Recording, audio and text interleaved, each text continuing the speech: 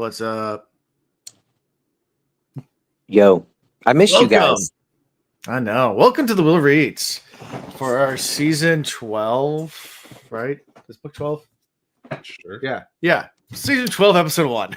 I didn't write it on there. So I'm gonna have to trust you on that. yeah, season 12, episode 1. Yeah, I was weirded out. I was like, it just says the Gathering Storm prologue. Like, where are we at in our timeline? Hold on. I need to hold on.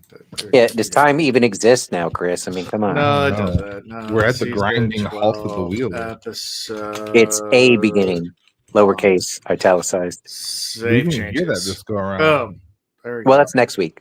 Next week. This is the beginning Okay, there it goes. of the end. It's a prologue to a beginning. Comes to a grinding halt. Yeah.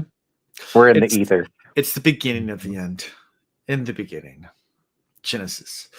Isn't that mean beginnings? Genesis beginnings? Yes. Anyway, how's everyone doing tonight? I'm good. How are you? Okay.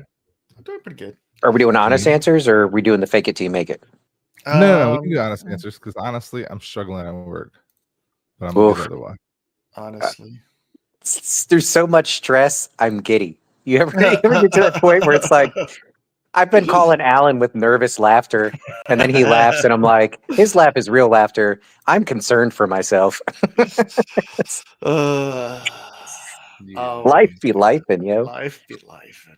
Yeah. It's always fun. Hard as But I am good. That's the crazy thing. Yeah. The sky could be falling, and I'm good, but it's like Mhm. I could be gooder. Yeah. Whatever. Mhm. Get her. Yeah. I've had so many people ask me about like what's going on. And I'm like, I don't know. It's going. The world's spinning. We're Oh. above ground.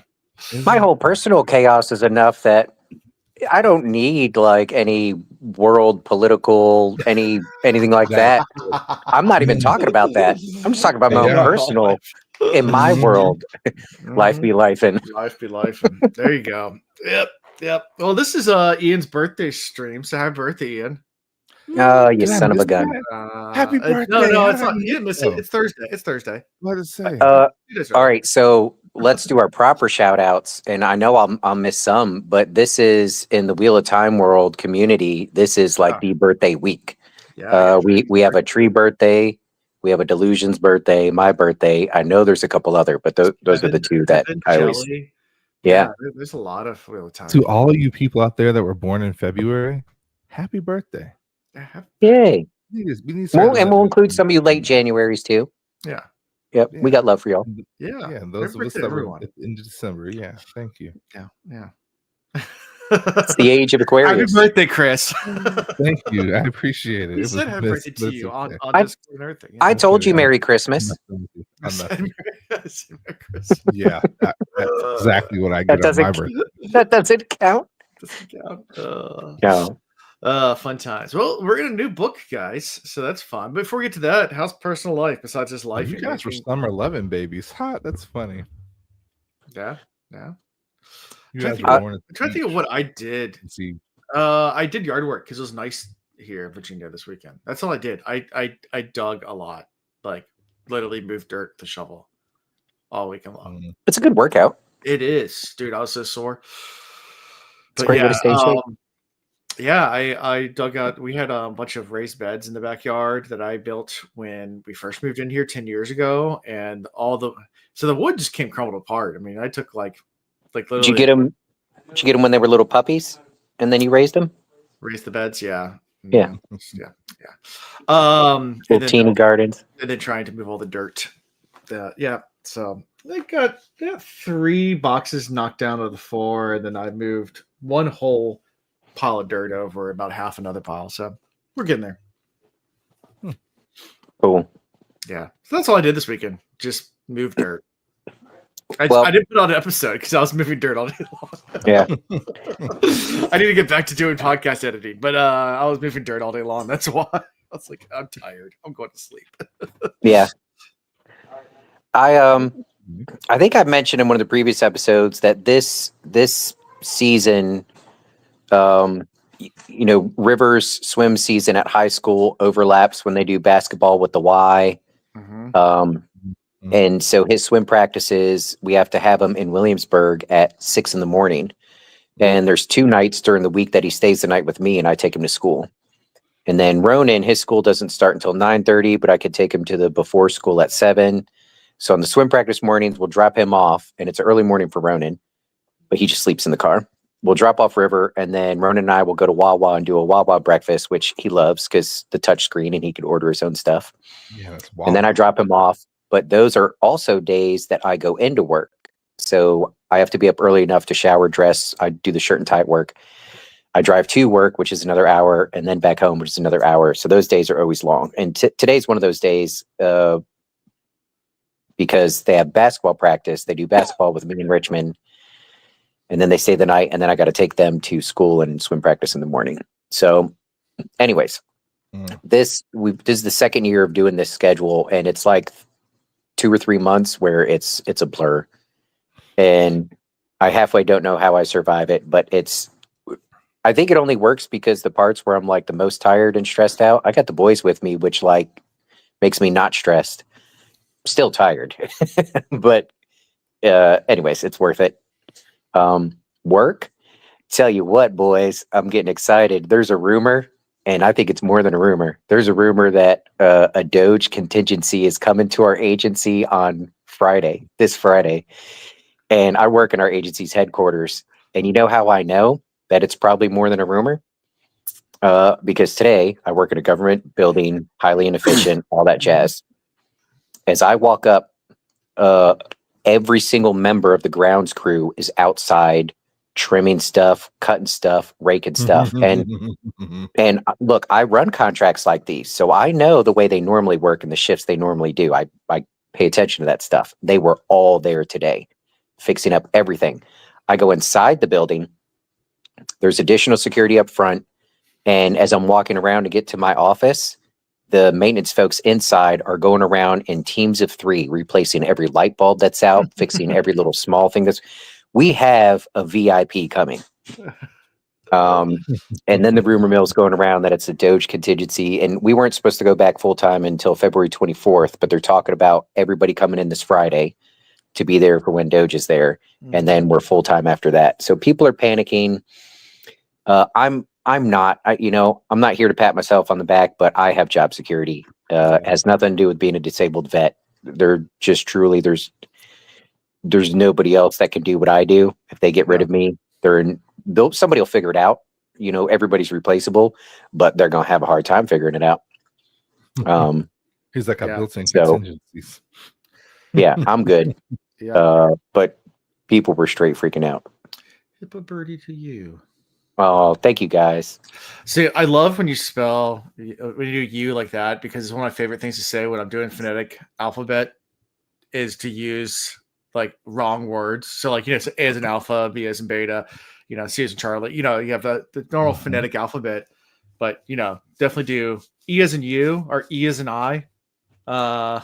Just start messing with them. Or you can spell I with all U's, like E as in you, Y as in you, E as in you. what do you just mess with the person on the other end? Yeah. You're so mean. I know. It's fun. P as in pterodactyl. Yeah. I worked Saturday. Oh, that sucks. Sucky. Yeah. And then I came home and sat on my couch and lost track of time because they had me working the fucking teller line. I guess I said it just like that. Yep. Because we're short staffed, because we won't hire people, not because we don't have a position, not because it's not available, because they won't hire outside people, and not because we don't have the money. So, needless to say, a little bit frustrated, but yeah, it is what it is. They're still paying me. Well, no, they're still hiring. They're just not hiring. If that makes sense. The job's posted. They're just not going to hire anybody. Jobs are posted. Yeah. Same with the government. You go to USA Jobs, plenty of jobs there. They ain't hiring nobody. We're going to pass.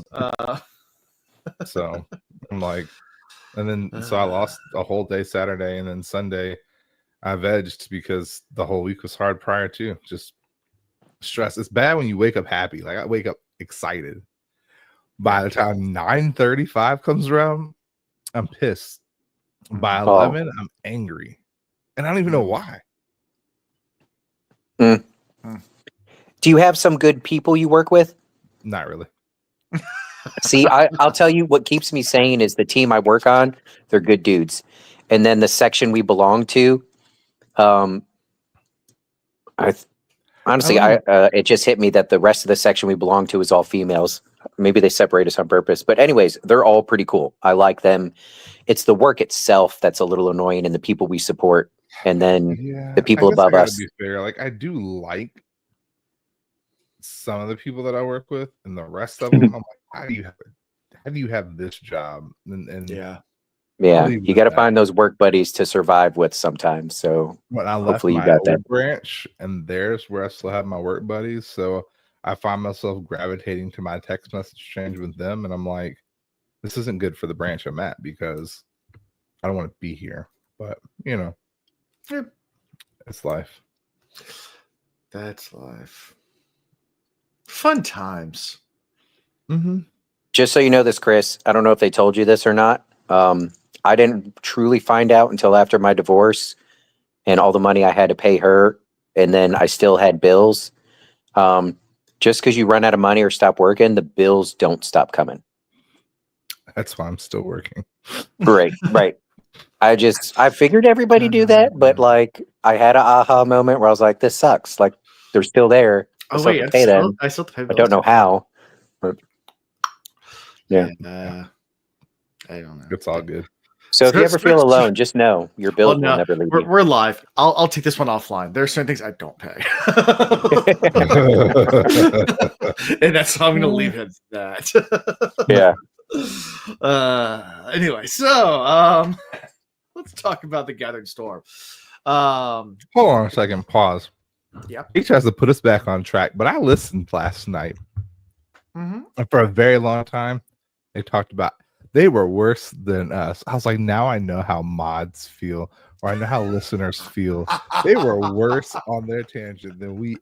Well, I'm not gonna say that. Oh, for Cosmere. Yeah. Mm-hmm. They were hilarious. Actually, Yeah. That's what I'm there for. like, I like when they start we talk about rambling. books. Yeah, we do the same thing. It's so cute because like Tree will start turning red as she realizes that she's gone off on a tangent, but she can't help herself and she keeps going. And Oh my gosh. And Alondo has no problem running in any direction you want to run. That dude will talk about, you give him a topic, he go tell you something about it. They'll tell you everything about it. And he's so smart. It's great. Yeah. Yeah. He's a extremely intelligent individual. Yeah. Yeah. Y'all are a good group to listen to. He has the he has the plaque on his wall, which I give him a hard time about because he's an official member of Mensa. Which, I can't remember which IQ you have to have to be a Mensa member, but anyway, 130. 130. Yeah, so he's over 130. So before we get any further, let me share my screen because we haven't done this in a few books, but figure we share some art. The original cover work of is that Ram with the missing hand? It is. Yeah. So if you bought the book before we're done last book, wait a second. Is he in front of the house where there was the where Egwene went? Maybe. I'm not sure what that house is. It actually looks more like the one where he busted out of the door that he shouldn't have been able to bust out of, like in Eye of the World. Yeah.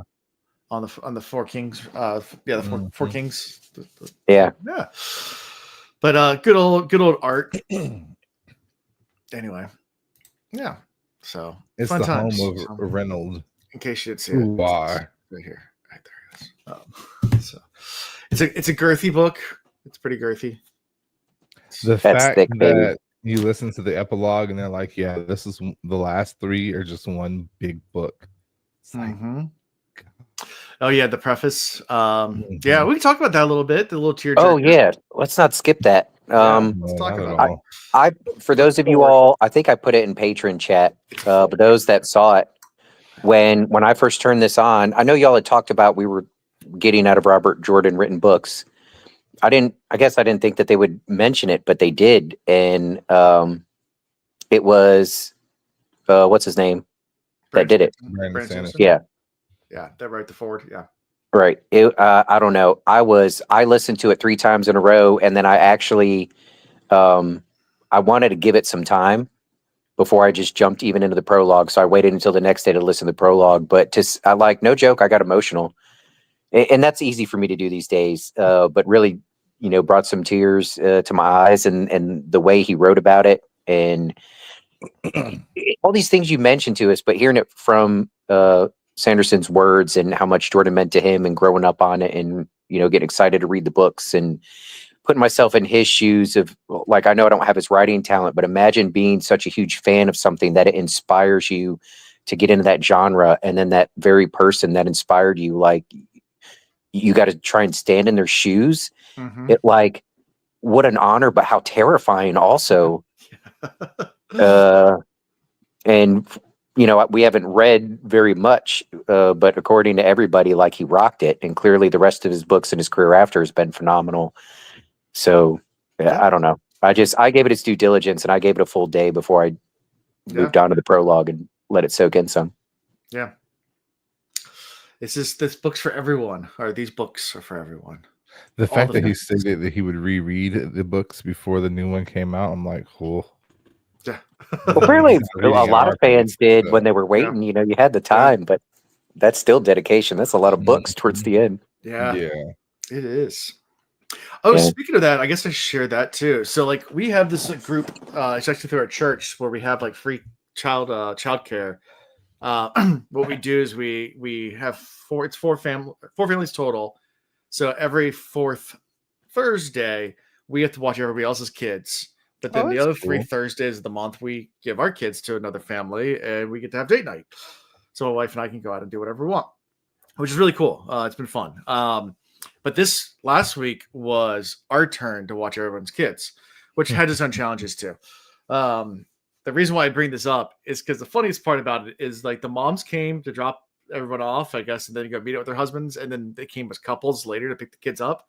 And they it's different times when people came to pick up their kids. But every husband came in and saw my junior book covers of Wheel of Time on the shelf, like it's on display when you walk in my house. And every single one of them looked up and like, "Oh, Wheel of Time," and I was like, "Yeah." They're like, "I love that series," and I was like, "Do ya?" Like, it was like, by the time the third guy came in and said it, it was like almost comical. I was like, "Does everyone like just read this?" And they're like, "Yeah, do you like the series?" I was like, "Well, obviously, I got the book covers. I know a little bit. something. I know a little bit about Wheel of Time." Like, I was trying to be modest. I was like, "Yeah, I mean, I might." Here's my business card. On the back of it's a QR code. Scan the QR code. Join the Fall podcast. down the rabbit I was like, "Oh, cool." So also announcing new patrons. Patrons. Right.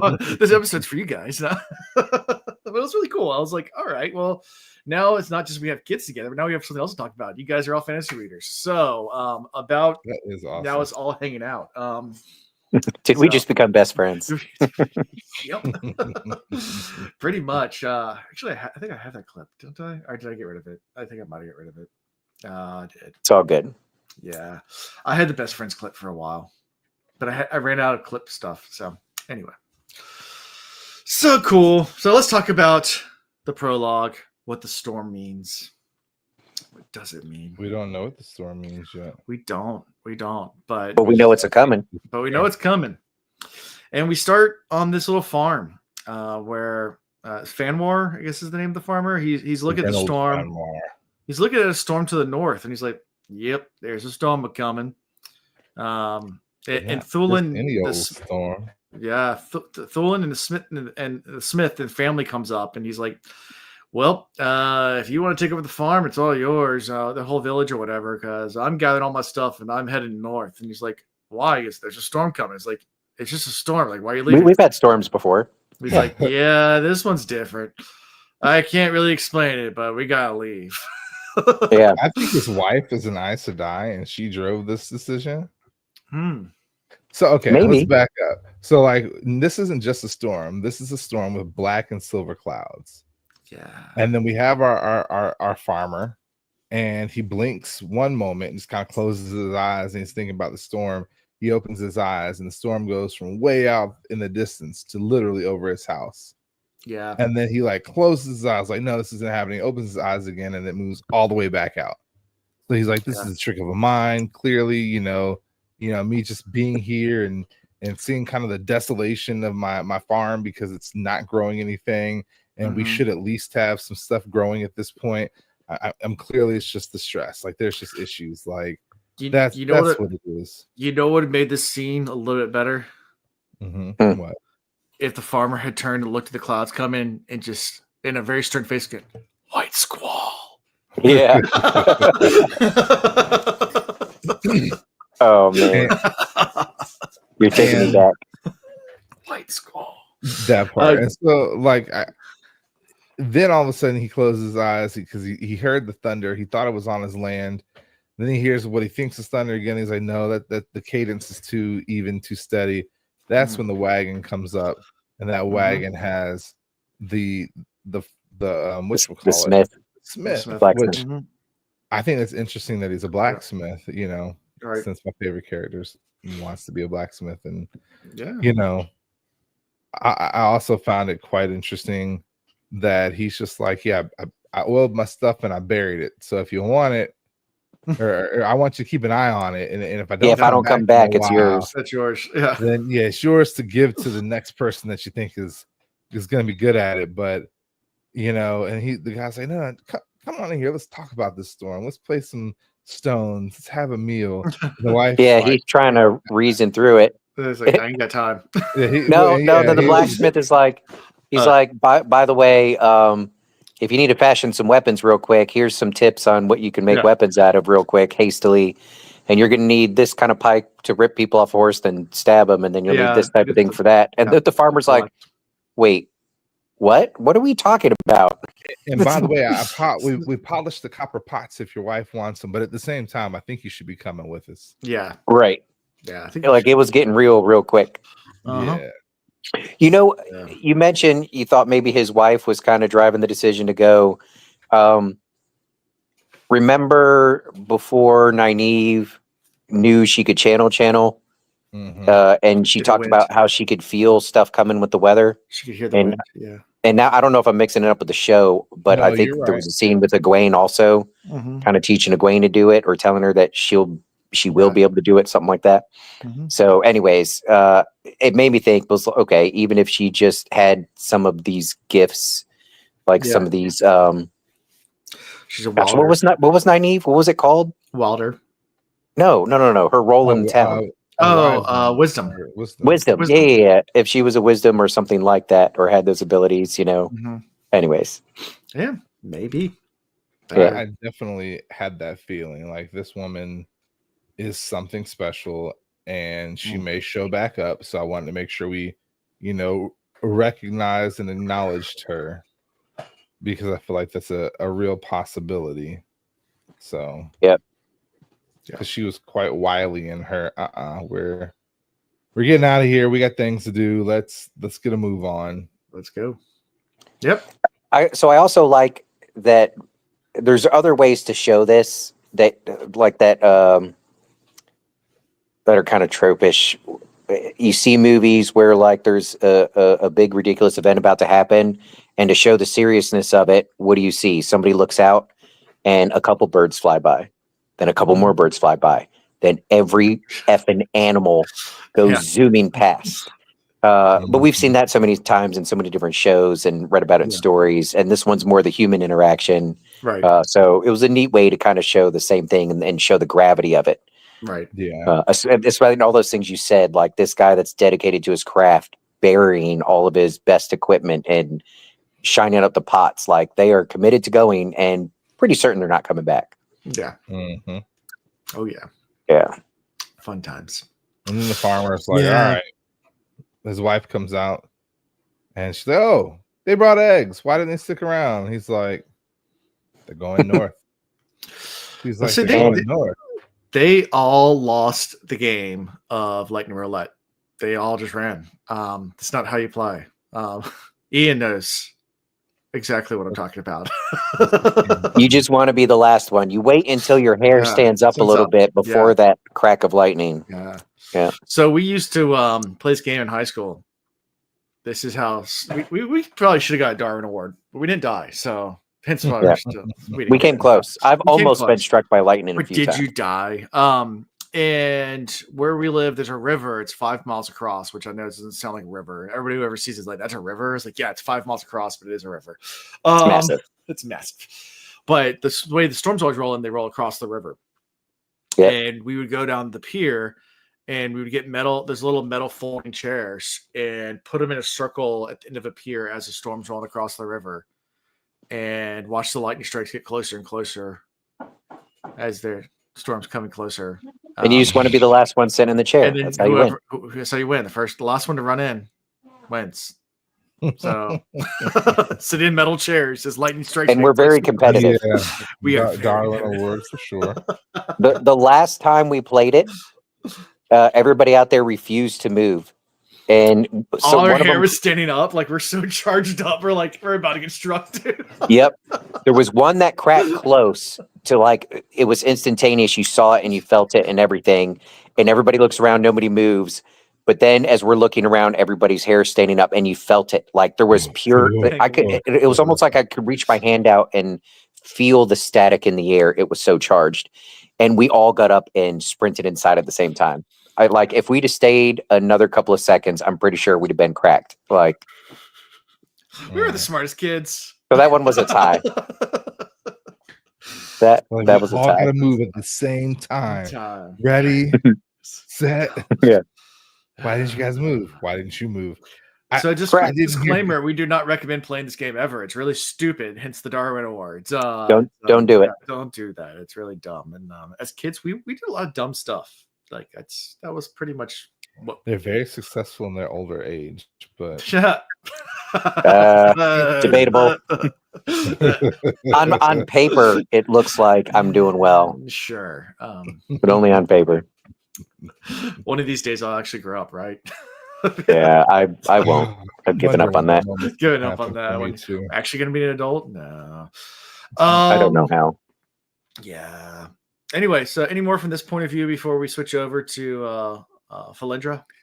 Well, I do appreciate how he does move to action. He pulls out his own little forge, gets it fired up, and then he builds his weapons. His wife gets the house together, and then he tells his Bashir, which was not confusing at all, that it was time to go. So and he was it's a different Bashir?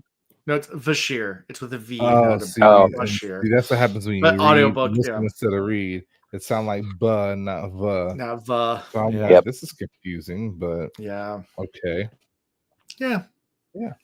The fact that they listened and they went. Yeah. I'm wondering if this Taviran pool or is this pulling everyone from last battle, man? Yeah, is that what we're seeing?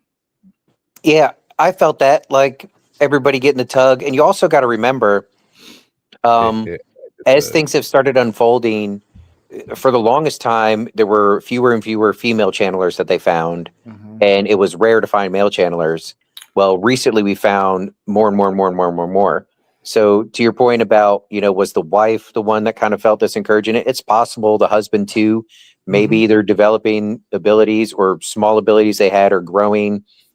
It could be Taviran-ness, but I feel like it's bigger than that. I feel like what's going down is tugging everybody to do something.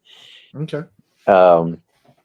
So I don't know that you're going to run into a whole lot of people, and maybe I'm wrong. I don't feel like we're going to run into a whole lot of people that are just like, I don't feel anything. Yeah. At most, you might get stubborn people that are like, no, like I know it's coming, but I'm going to ride it out here or something. But yeah, it's building for everyone, it seems. Yep. That it is. So then we switch to Falindra's point of view. He's talking to Rand as they're waiting for the Sanchin. Gets he instructs her to tell the daughter that on Munes that he still desires to meet with her, and doesn't blame her for what happened with Cimarog. It's not their fault. Like he's like, yeah, it's not your fault. Yeah, she's having a hard time just coping with the fact that there's a powerful male channeler who clearly must be the one, and if he's saying that a Forsaken actually like got into their ranks, then they should be ashamed, and she's gonna die because she has to deliver the news. That's the most effed up thing about this all. Like this woman knows that she is going to her imminent demise, and now she's trying to like weasel her way. I shouldn't say that because I would be doing the same thing. She's trying to figure out a way to save her life. which Yeah. again, I feel for her. Like she lives in a very toxic society.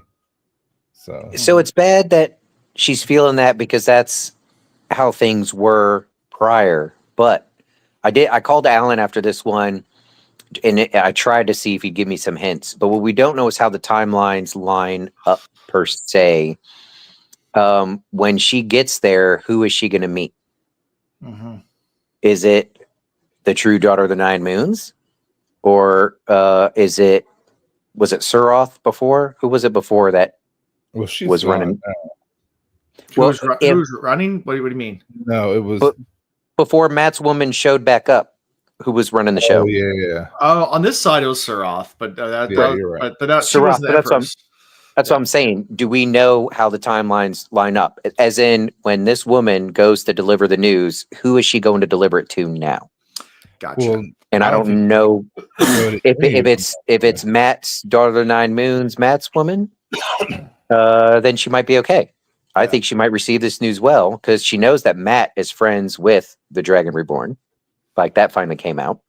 Right. So she might be like, "Wait, you were just with who? Okay, yes, I accept this meeting. We need to talk." If she goes and that hasn't happened yet, then yeah, she might be in trouble. There first, because he didn't say that she had to go there right away and stay. She just said that she needed to deliver the information. So she's going to try to find a way to not get killed first. Well, that's true. Other people. And I think that's going to be a cause of bigger problem for this story. But the one thing about the Sean Chan, I mean, there's some shadiness, but I feel like they're a duty-bound culture. Except for the super shady ones. When you're gonna die, you're not gonna go straight marching to your death. And you'll put some people in a question for sure. That's true. Yeah. She's going for help first, and she might run to the wrong kind of help. Possibly. That's my fear. Possibly. We're gonna find out. And she accidentally tells the wrong person along the way. That's my thought. Yeah, one of those two things. And she also finds it hilarious how Amarth Daman, aka our friend Nynaeve, is kind of bossing Rand around. She's like, "This is the Dragon Reborn," and here she is coming and like giving him a hard time. Like, she's like, "We're near Abu Dar. When are we gonna leave?" He's like, "Cat Swain must have sent you." She's like, kind of shut up. Yeah. It's an interesting dynamic for sure. If you don't know all the ins and outs of the relationships, watching it is it reminds me of a dude in the last book that is watching Matt the plaything and then realizing, wait, no, he's actually in charge. Wait, he's more than just a plaything. Like, holy shit, what's going on? Like, until you know all the back history and story of all these relationships and people, like, it probably looks funny. Really weird. Yeah. Anything from all this before we switch to Ty Lee? Ty Lee.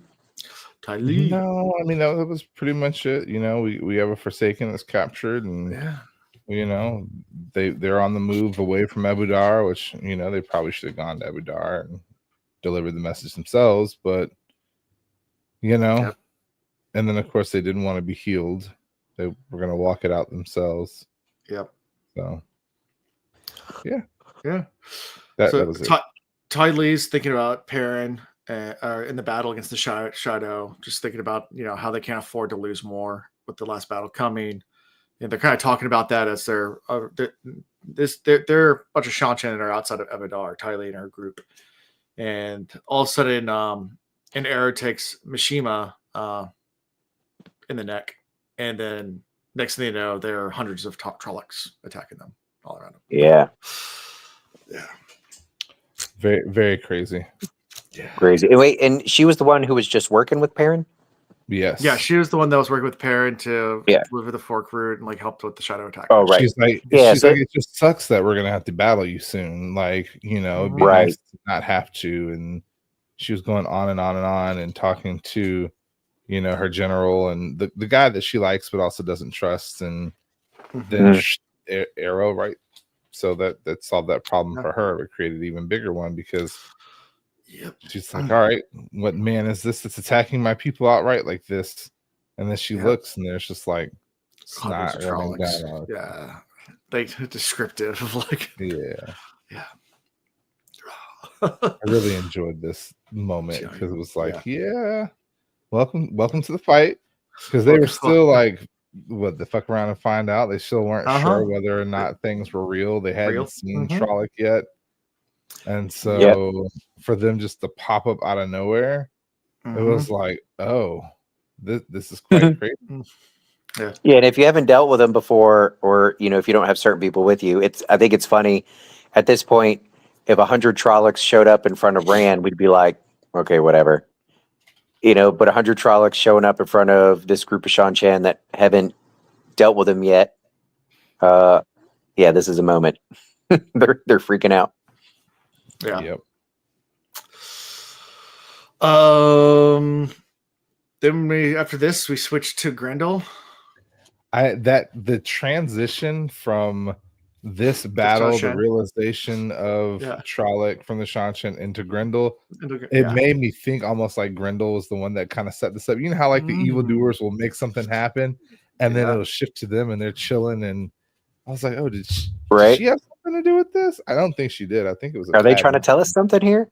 Yeah. I really, in my mind, I want Pat and Fane to come back, so this is really him causing this. But interesting.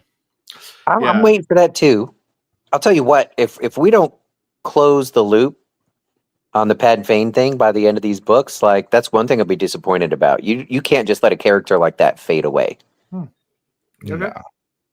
Yeah, and I don't think Jordan is that kind of a writer. Like, you got to get a character like Pat and Fane. And the setup with him is so good. Like, if I was the writer and trying to figure out how to bring him back in, it would be something epic. Like he would not only be a strong challenge to Rand and what Rand's doing, but also a huge bump in the road for the Forsaken and something that they didn't anticipate or see coming. The true wild card. Wild card, bitches! I cut the brakes. So Grendel, she's been summoned by Morden. So she leaves her pretties and travels through Gateway to go meet with all the rest of the Forsaken, because they have another Forsaken get together, a chosen party. And she was drawn in by one of the most handsome chosen charcuterie. She saw. Yeah. She gets through and sees. Maybe I should. Maybe I shouldn't. Yeah, because she sees Messina and Demon Dread. And she knows where all the rest of the Forsaken are except for Demon Dread, and she's really frustrated that she doesn't know where he is. Like our hawk-nosed friend. Yeah, we know where he is. Okay, tell me at some point in your lives this has happened to you all. You get called into a meeting, and for me, I got a couple examples, but the one I specifically was thinking of when I heard this was first deployment. I got called in the battalion commander's office. I was a specialist at the time, getting called into a one-on-one with the lieutenant colonel. That's not a small thing. And when I got called in there, HR director's in there, you're like, oh, fuck. Well, that's what I'm saying. I went in there thinking this is going to be a one-on-one. And so, I kind of bust in the room and I'm getting ready to do my, march in, salute, reporting, da-da-da. And when I open in his little conference room table area that he has in there, there's 6 people in there, all the higher ranking officers on his staff, and then me, specialist, walking in there. And you can ask Alan, I've always thought very highly of myself. So I didn't care that I was low man on the totem pole walking in that room, and I was keeping my cool and keeping my shit together. But anyways, to the point, walking into a room expecting one thing, one type of meeting, and then you see everybody that's there and you have like that split second to not have the oh shit look on your face, to play it cool, to be the professional, to not let them read what's happening. Because at this time, there's about a dozen things I did before deployment and even during the deployment I could have been in trouble for. Right? But I don't want to show my hand. And I'm like, that wouldn't make sense. If I was in trouble, this would be handled by first sergeant. There's no way did I do something so bad that it would be these? No. Okay, so all this is going through my mind. Meanwhile, I'm letting them talk first. I sent a red rod to the lieutenant colonel and said from Specialist Ian with love. They got another postcard from Alan and our friend Adam saying how much they missed me and the long walks on the beach and having our bodies pressed together. What? Yeah. Oh, did you ever heard that story? Yeah, when he was in boot camp, They sent me to that in a postcard so the drill sergeant would see it. So they would read it. So we sent him a postcard where we wrote a love letter to Ian about how we missed our bodies in the heat of on the dunes of the beach, being pressed against each other under the moonlight sky. Drill sergeant made me read it in front of everybody. So he's at boot camp and he gets a postcard from us. Yeah. That's awesome. I'm sure they got a great laugh out of that. Good. It was fun. It was great. This was a long time ago. So yeah, no, it was good. It was Memories. good. Memories. Yeah. Things that we did. It was Adam's idea. I definitely co-signed though. So sorry. It was hilarious. I appreciated it, but my goodness, did I do a lot of push-ups. It was fun. Good times. Well, you made the mistake. You sent emails to all of us like send care packages to this address. We're like, thank you. Big mistake. I will take that. Anyways, I wasn't in trouble. I can't really say what it was for, but yeah, it was not in trouble. With all of those people in the room, I'm sure you can't say it's probably redacted somewhere, and in 20 years you'll finally be able to write a book about the experience. Nah, it was one of the only cool things. So part of what I got tasked with, we had to have somebody they had to have somebody designated as the public affairs officer. And essentially they would write once a month. We had to write an article that was in the newspaper thing we sent to all the families back at home for the battalion. But then we also had to do submissions to the brigade newsletter. And since I traveled so much with all the different sections of our unit, and I traveled to see all of our different parts of our battalion that got broken off and put on other task force, I was the best person for it. So they had me write all these articles. Well, they had, well, I'm pretty sure I could say this. They needed me to relay some messages that they didn't, they couldn't trust regular like communications where it might get heard or shared with other people. It needed to be face-to-face communications with other people. So that's all that was. Yeah. It felt very cool, but really it didn't change my job. I was still going to the same places. It just required a quick conversation in a skiff with some people. That was it. Like, but it was cool. Ian, you can read, write, and know the arithmetic, right? You got a college degree. Yeah. No, when they found out I went to William & Mary, they were like, oh, public affairs specialist, you're writing our articles. I got called into so many meetings for like stupid crap like that. It was work that the staff officers didn't want to do. Yeah. They'd put it on me. Like, and there was a couple other guys like that. You have a degree? Yeah, you're right, but too bright. Yeah. Yeah. So I know the feeling. Not so much being promoted to public affairs officer, but right. Walking into a room expecting one person, and then there's 6 eyes looking at you, and you gotta you pucker up a little bit, like, oh, what's this about? Yep. So Messina then tells Morden that they should try to go rescue Cimarog because they say that she actually, but he says she deserves her imprisonment for attacking Rand. He was not supposed to be attacked and harming him. And harming him. He wasn't supposed to be harmed. He's supposed to be taken. Wait, who gets to kill Rand? Because Morden says he deals with him, but then Domadred is like, I get to kill him. So like, who's? Well, Domadred wants to kill Luce Theron. I mean, like they're that's a whole other thing. But Morden. Well, then why doesn't Morden? Morden's more in charge, right? Yeah, Morden wants to convert Rand. You know. Oh, okay. So he's still on that, and Domadred. But how come when Domadred says, if anybody kills him, it's going to be me? How come Morden doesn't step in and be like, no, effer, you're not going to kill him? Like he lets him talk. He's saying if it happens, then he's going to. Yeah. If we can't convert him, then we kill him. I'm just saying, Morden's like being super harsh on everybody else about even. attempting or doing something that puts them at risk. Like when you have like the people you're trying to keep in line, then you have like your good buddy on the side that like says the crazy Yeah, stuff. that's what I'm saying. That's what it feels like. Yeah. I just wanted to point that out. Okay, yeah, It's not like a double standard or whatever, but it feels like that. It's like the brother or whatever. It's like, okay. Anyway, Sure, whatever. so back to the meeting. Right. Okay. He also asked them to give reports about how their plans are going. Messina says that she will deliver a broken tower to the shadow. Demon Dread says I put in my notes, I was like, really? You think you're gonna be able to manage that? Can't wait to see it happen. Yeah, and then Demon Dread says he's gathering people for war. Messina and Demon Dread both leave then.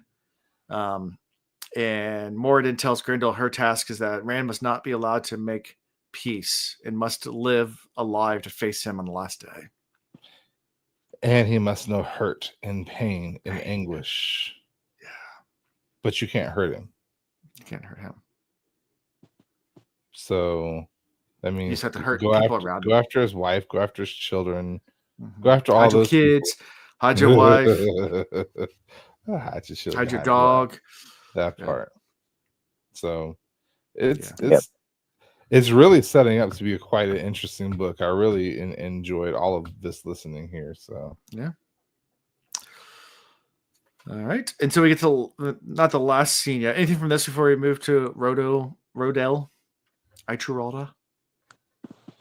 We don't truly know like how Grendel has been preparing to actually affect Rand and our world. Most of what we know about her has been her trying to. Yeah, she wants to make Moradin a pretty if he wasn't so powerful. Sure, but I guess that's my point. So far, what we know is she's making side deals with other Forsaken and trying to get allegiances there.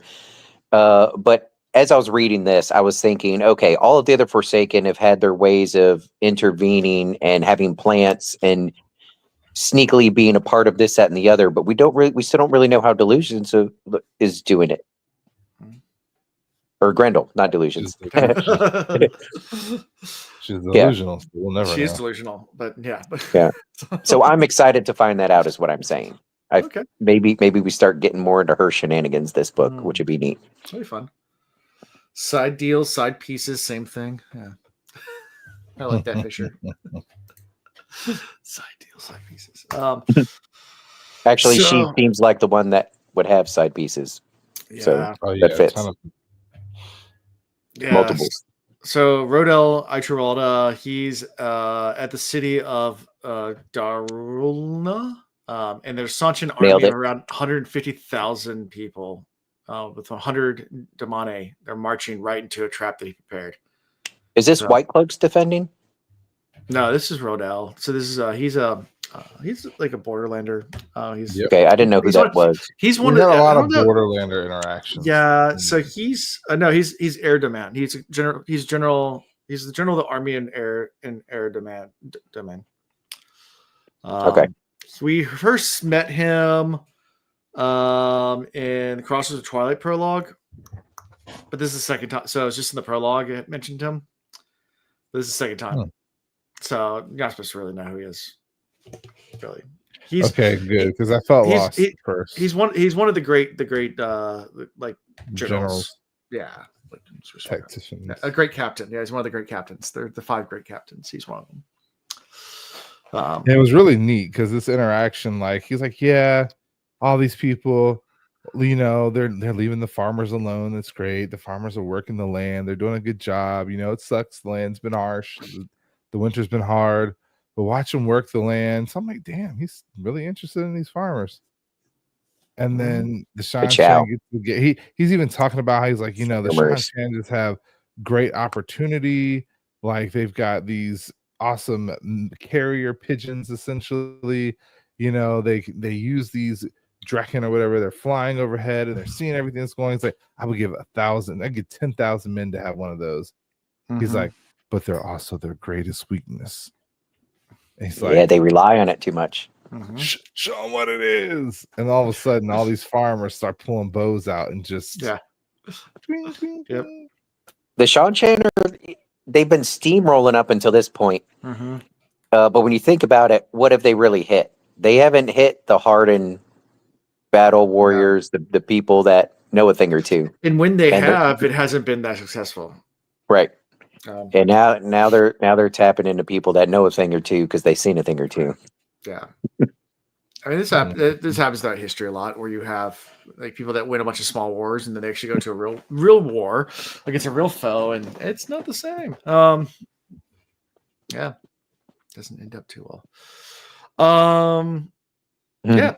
So He anyway, wasn't ready. they weren't ready. So this is, I mean, it's a short point of view, but yeah, Sean Chan walked right into the trap. It's a trap. No, they don't say that Sean Chan lost. They just say they walked into the trap. So maybe they won. No, yeah, No, they definitely lost. Then we switch to our final point of view. Good old Masima, the prophet. You know what? As this point of view started, I was like, this dude's like a cockroach. You just can't like that was I was like, I grew up in the hood, so let's be honest, this dude is like a cockroach. Like you can smash him once or twice, throw him in the microwave, put him in the freezer. He's gonna thaw out and keep moving. Yep. Keep scurrying around. Yeah. But you know what it really takes? An upset woman. Hell hath no And fury, she's like a going woman to scorned. Hell hath no No fury. fury. Somebody with a shoe. So scream for somebody with a shoe. Come get this roach. And it's dead. Like it's gone. Whispers in his ear, on behalf of my husband, I salute you. For a moment though, I thought Fail was gonna like uncover the fact that she wasn't trustworthy. I had this like slight fear, like, oh, okay, are we gonna learn something? Mind you, Messina's gone absolutely crazy. Like he's looking around, he's like, all my people are dead except for my hardened warriors. They're gonna go to battle for me. They're gonna, we're gonna rebuild.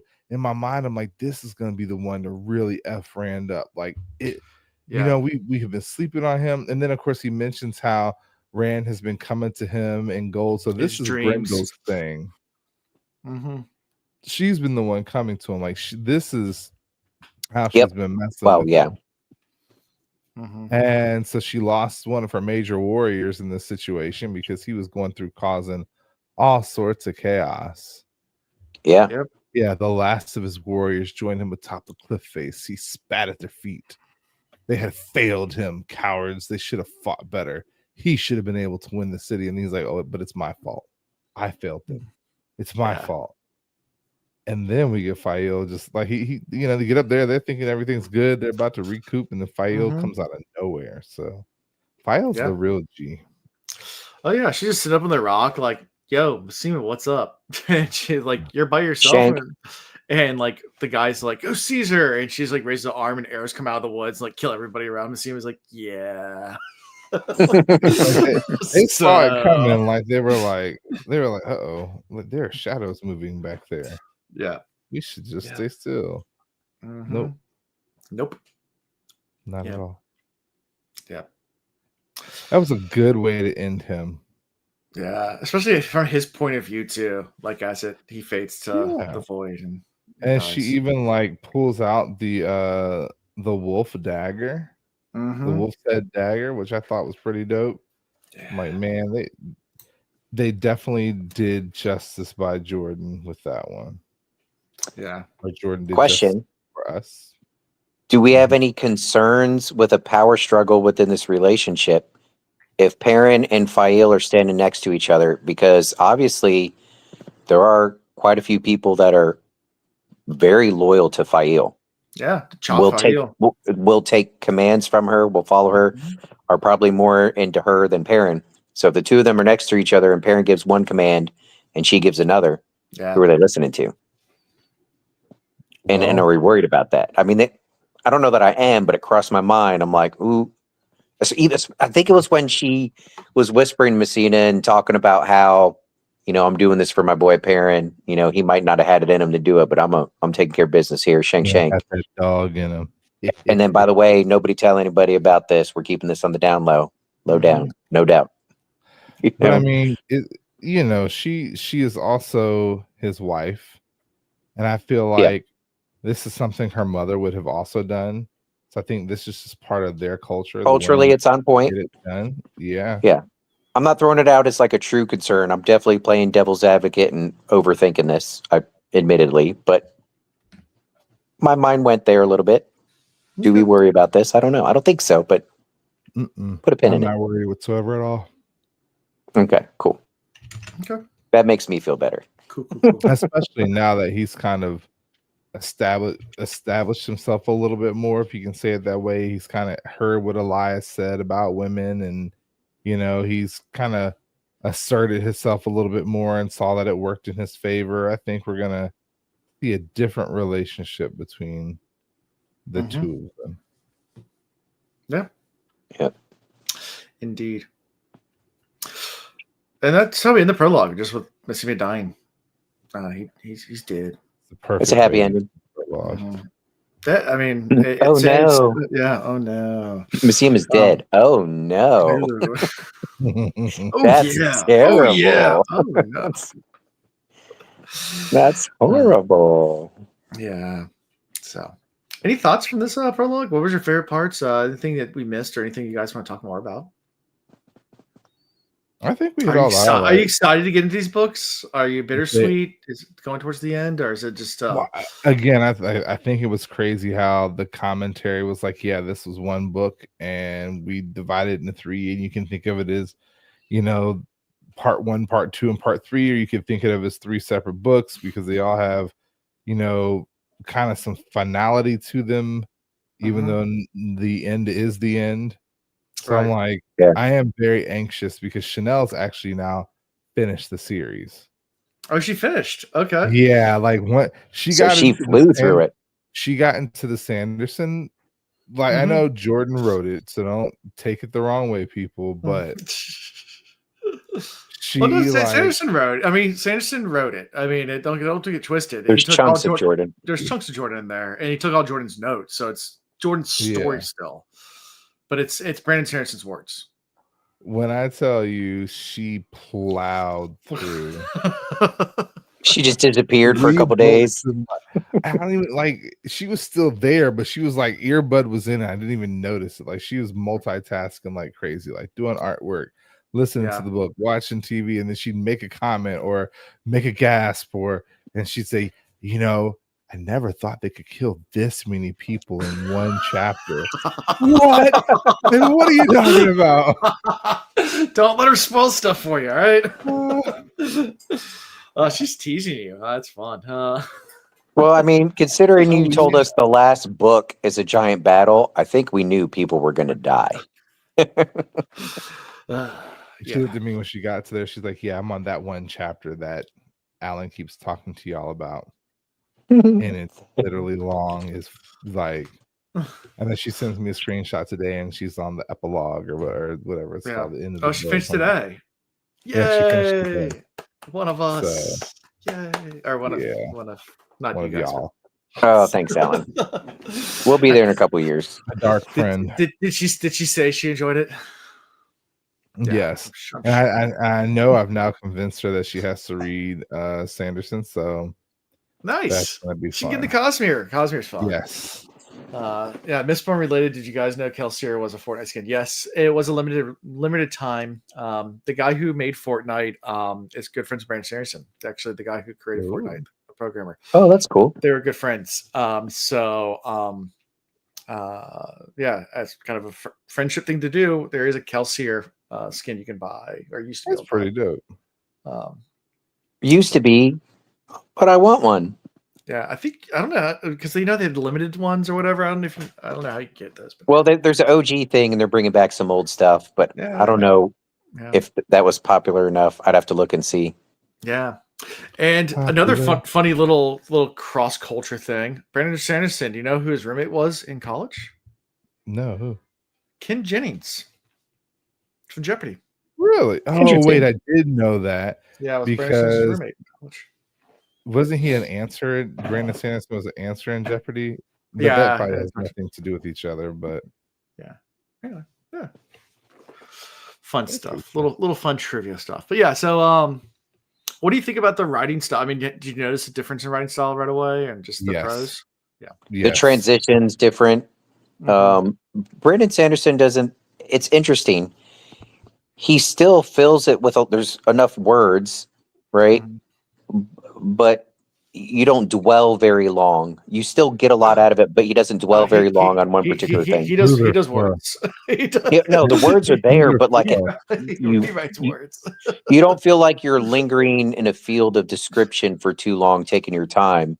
You're whoosh through it. You still get all of the stuff. You still feel it, but with more urgency, I guess. He Super glide. Yeah. That red ride just goes right in. Yeah. There you go. So, anything else before we move to favorite character? No. Okay. No. Favorite character. I forgot to do it last night, by the way. Cosmere for each people. I'll do it next week. I got a text midway through recording last night that my son was throwing up, and my son and my daughter both had with symptoms of the flu. So like I was trying to hurry up and finish because like I gotta go, guys. That'll throw you off. Yeah, it threw me off. Yeah, fun times. They stayed home from school today. So yeah, favorite character tonight. I've got it's potentially sad, but I think appropriate favorite character, and I'm going to say Robert Jordan. Oh, because instead of writing it in the foreword, he was, briefly a character in his own books. Yeah. So, that's good. Love you, bro. That's a good one. Thank you. I need to give one tonight. Like that should stand alone. But if I were to give one, it would be the maybe Aes Sedai wife. Oh, okay. For telling her husband, we got a job to do. Okay. Yep. I want to give it to Grendel just because she's a dark friend, and I'll watch that too. You would. Because it's an Alan socialist, someone put in chat that they're having. Yeah. All the dark friends. Yeah. In the club, we all fam. In the club, we all in the club. Almost all the dark friends. There were some people in the social. We all dark friends. Yeah, in the social, we all dark friends. All right. So next week, T-shirt idea. Doing two chapters, chapter 1 and chapter 2. They are Tears from Steel and The Nature of Pain. I'm familiar. We talked about this earlier today on the phone, and we talked about pain earlier. Just the whole meme.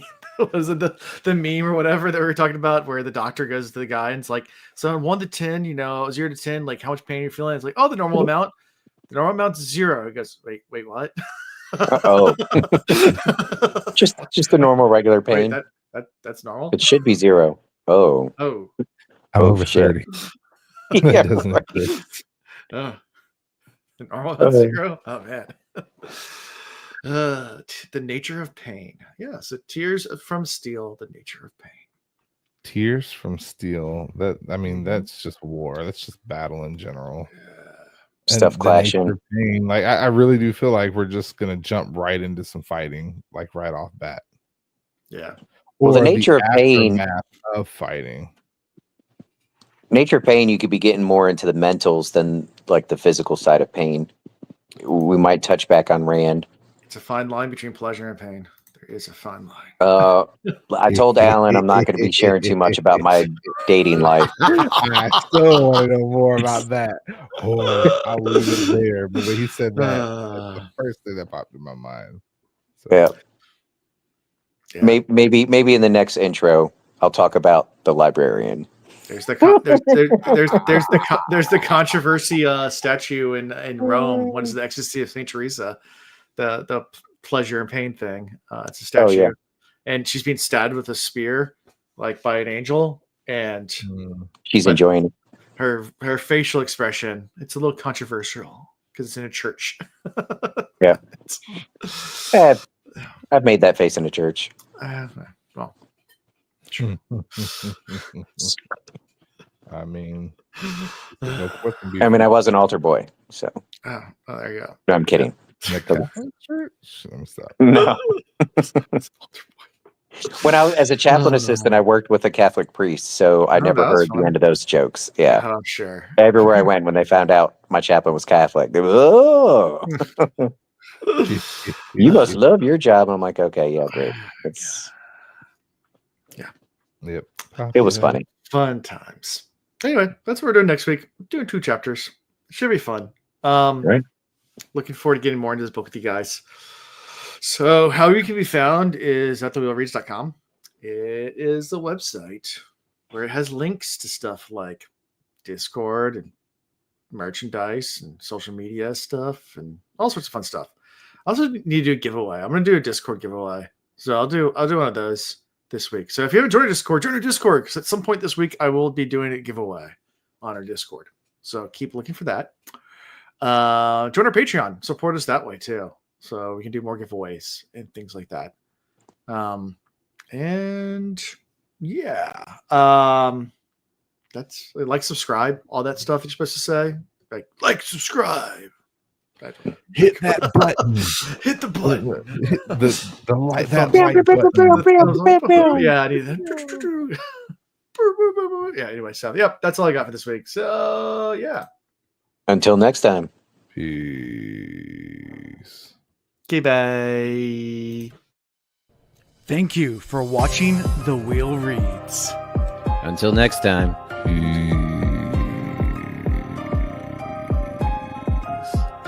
Okay, bye. Get your Coast Guard certified life-saving device ready and strapped on. Oh, where are we going tonight? What kind of strap on you talking about? Sure.